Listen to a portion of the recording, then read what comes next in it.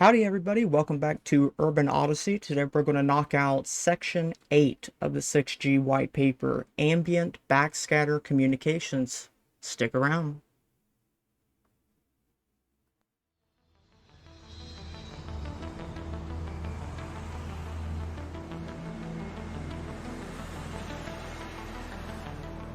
We'll see you in London on Saturday. We'll have a pint to celebrate.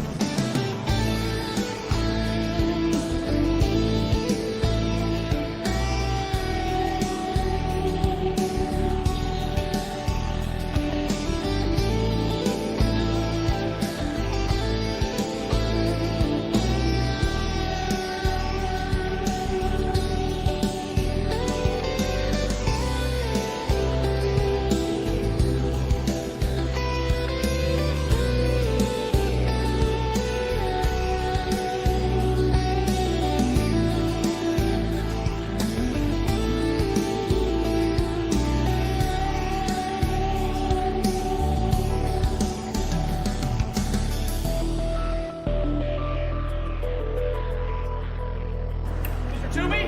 Mr. Toomey! Thank God I caught you! I checked over the figures on those foreign bonds you bought, and as it turns out, you haven't made $43 million.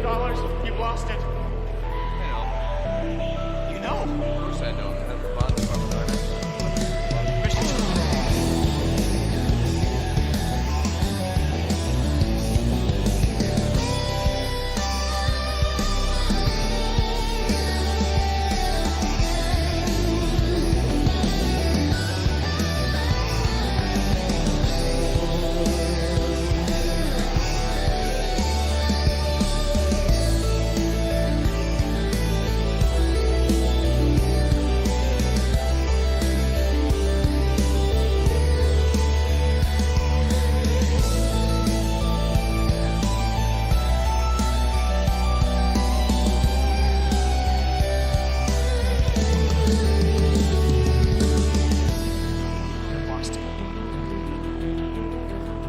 All these transactions are personally authorized by you.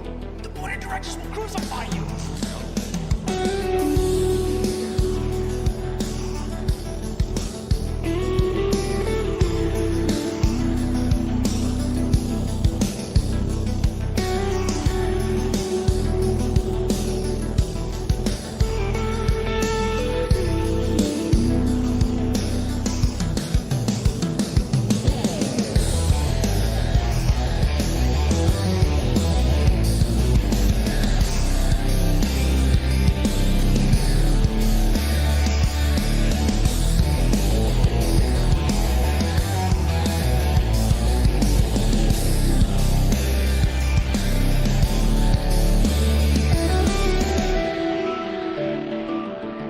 I suggest you just relax, because everything's gonna be fine.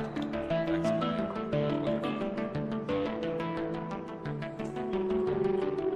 There's something strange inside that man's head. Later, Dinah. Alrighty guys, I hope you enjoyed a little bit of the intro. With these topics you gotta kind of, take the good where you can find it. But we're going to start with more words and terms because I know that does help you guys, and those are made available in the Substack posts, and they should be, like on the YouTube and Rumble and whatnot. So, yes, please reference those. Let's go ahead and get into it. The first term is ambient backscatter. This is the vampiric protocol, a communication method where devices do not generate their own radio waves. Instead, they harvest existing ambient RF signals, TVs, Wi-Fi, cellular, and reflect them to transmit data. This allows the surveillance grid, for instance, like Internet of Nano Things, Internet of Biomedical Things, smart dust inside the body, to operate indefinitely without batteries, feeding off of the electro-smog surrounding the victim.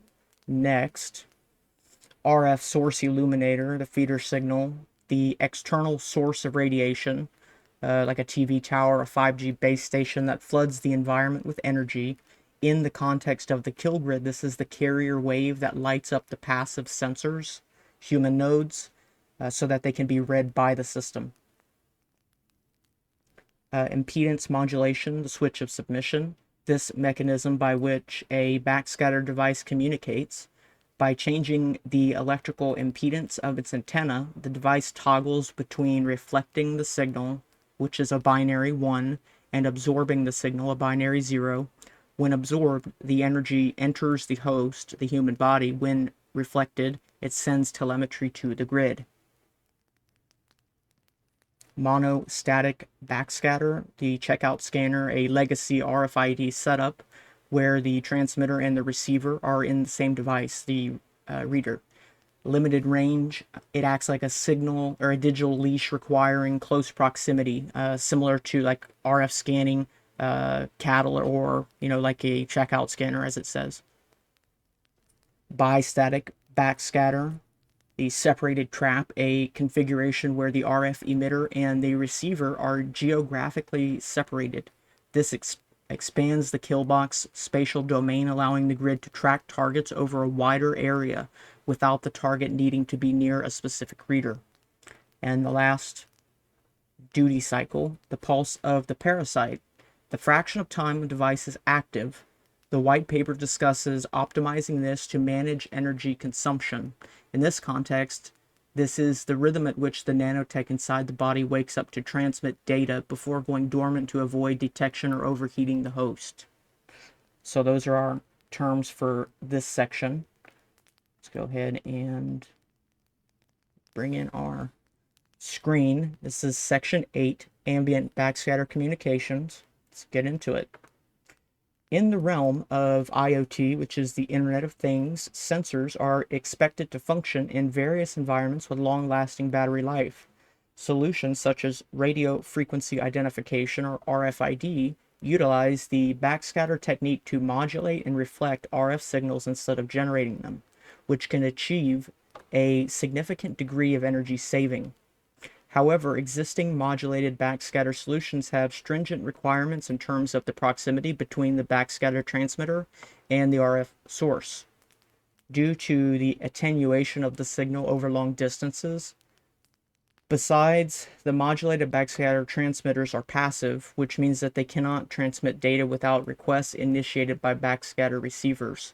Furthermore, the issue of self-interference may arise when the backscatter receiver and RF sources are co-located. Hence, in order to achieve better energy efficiency with a higher degree of flexibility and scalability, new solutions are required in the 6G Internet of Things network.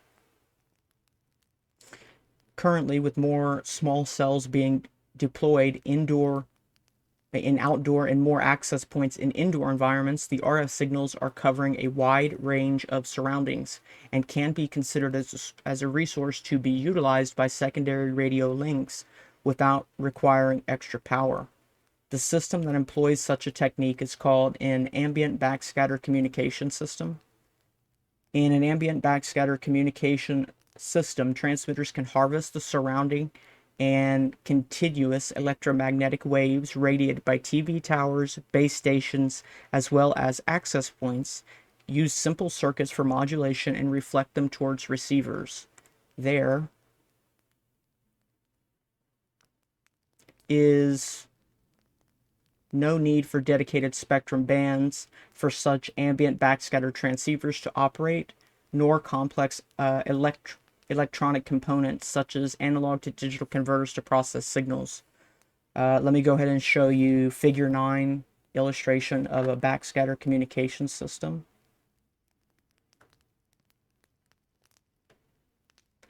That is figure 9.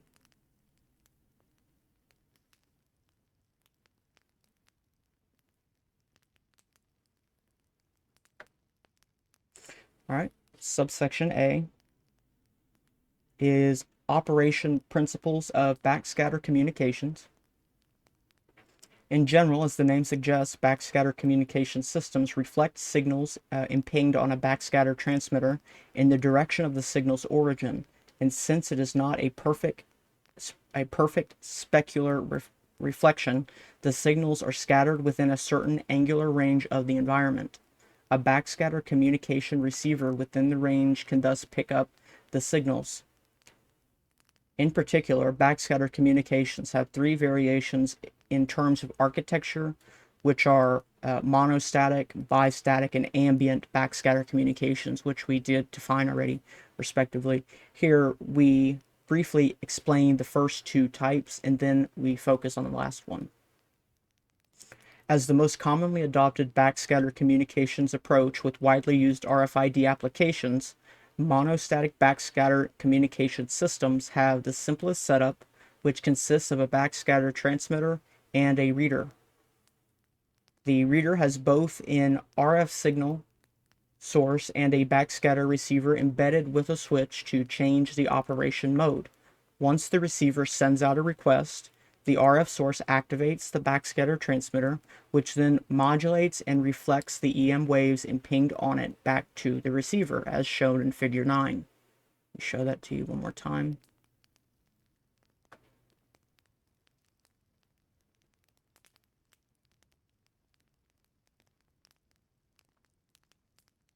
Such a design is mainly used for short-range RFID applications. Nonetheless, two drawbacks of the monostatic backscatter communication architecture are, let me get out my highlighter.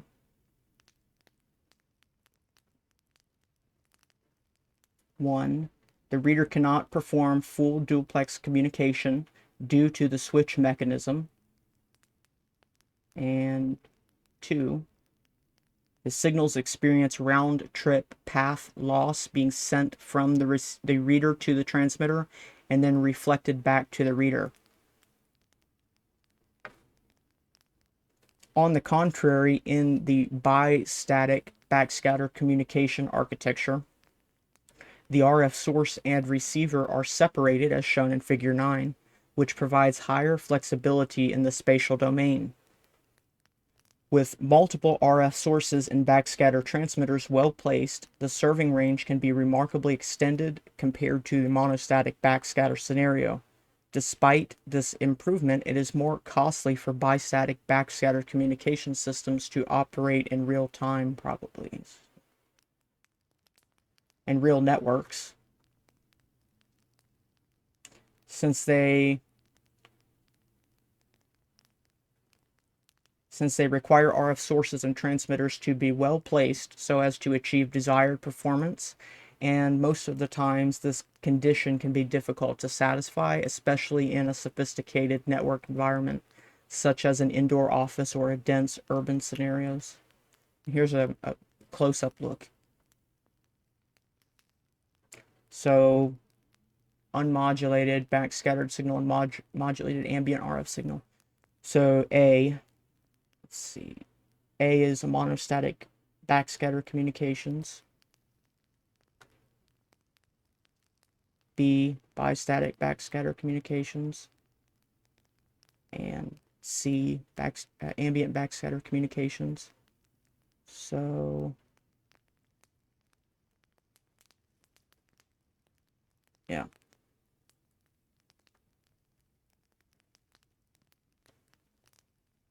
Subsection B, mechanisms of ambient backscatter communications. Different from the monostatic backscatter device, where the transmitting and receiving components are separately located and the RF source is co-located with the receiver, devices of ambient backscatter communication systems consist of both the transmitter and the receiver.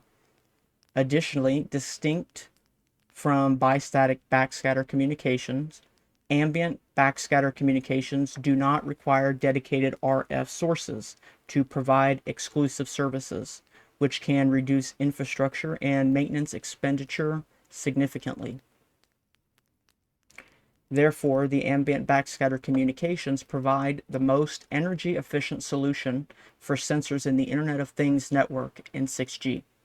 Specifically, in one proof of concept study for utilizing the always-on radio signals for ambient backscatter communications, reported in citation 139, TV signals serve as the RF source, which can be amplitude and sometimes frequency division modulated. In the ambient backscatter transmitter design, a simple switch consisting of a transistor and connected to the antenna can be used to modulate the impedance of the antenna. A mismatch of impedance indicates a reflection mode of the impinging signals. Let's highlight that.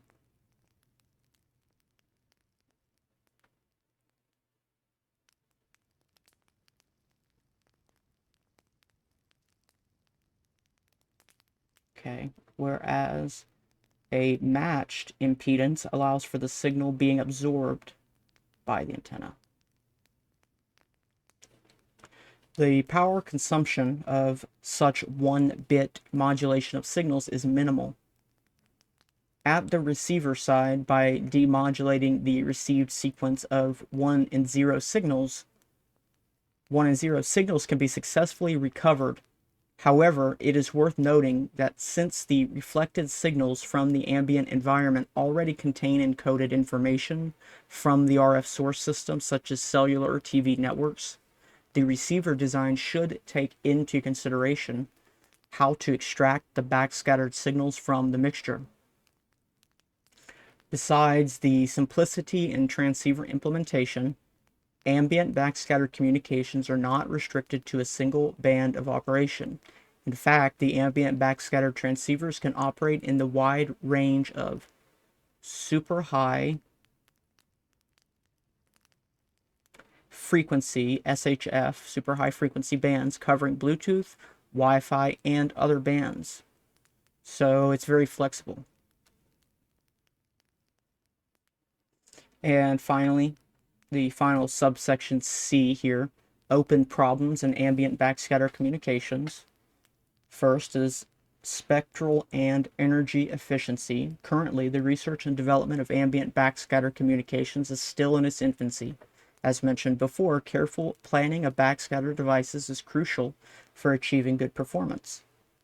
Due to the randomness in Internet of Things device deployment, current solutions fall behind in terms of the targeted spectral efficiency.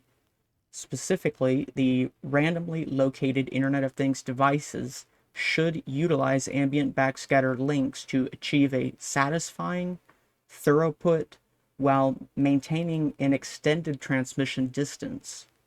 Additionally, even though individual backscatter communication devices demonstrate good energy performance, an Internet of Things network comprising hundreds or even thousands of such devices might still require optimization of energy efficiency on a system level.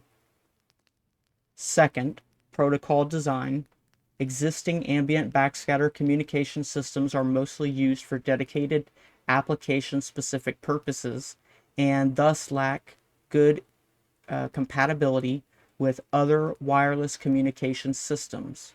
Standardization and protocol design are necessary to formalize the key operation and management aspects of ambient backscatter communications, such as packet size, routing protocols, among others. And so that was a relatively short section 8. I will see you tomorrow for section 9. Thank you guys for tuning in.